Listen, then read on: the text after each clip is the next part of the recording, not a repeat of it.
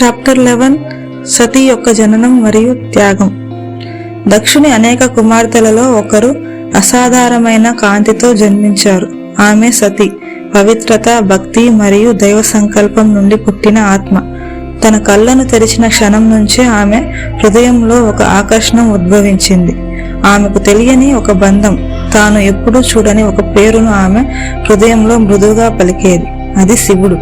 ఆమె ఆయనను చూడలేదు, కానీ తెలుసుకుంది. పెరుగుతున్న కొద్దీ ఆమె కథలు విన్నది. హిమాలయాల్లో ధ్యానం ఉండే వనవాసి గురించి. అతనికి మహల్ లేదు, నగలు లేవు, వైభవం లేదు. వినాశనం మరియు సృష్టి శక్తులను చేతుల్లో ధరించిన నర్తకుడైన రుద్రుడైన శివుడు. ఇతరులు అతనిని విచిత్రుడు, అజ్ఞాతుడు, భయంకరుడు అనేవారు.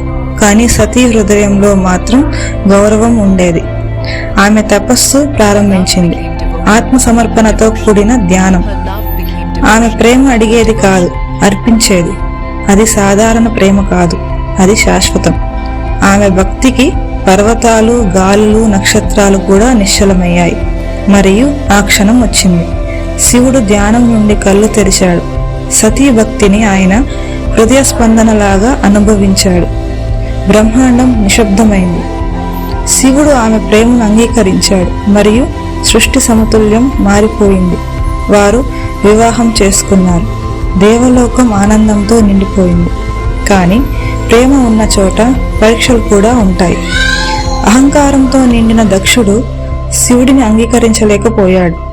శరీరంపై భస్మం ధరించి పాములని ఆభరణాలుగా కట్టుకునే భూతగణాలతో విహరించే దేవుడిని అతని అసహనం కోపంగా మారింది. కోపం అవమానమైంది, అవమానం గాయమైంది. ఒక గొప్ప యజ్ఞం ఏర్పాటు చేశాడు దక్షుడు.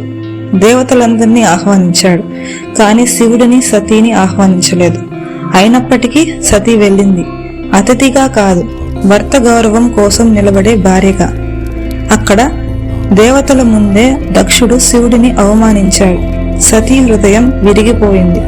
తన కోసం కాదు, ప్రపంచం ఆమె ఆత్మతో ఏకమైన వ్యక్తిని అవమానించడం వల్ల. ఆమె అన్నది, నీ నుండి పుట్టిన ఈ శరీరం నా ఆత్మకు చెందిన వారిని అవమానించడాన్ని తట్టుకోలేను. అలా అని మరుక్షణమే సతీ తన మానవ శరీరాన్ని విడిచింది మరియు అగ్నికి దాహతైంది.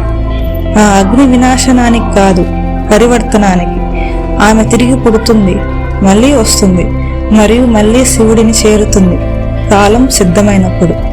ఆమె త్యాగం స్వర్గాన్ని కంపించింది. శివుడు దుఃఖంతో గర్జించాడు. ప్రపంచం ఉనికింది. ప్రేమ ఇప్పుడు విధిగా మారింది.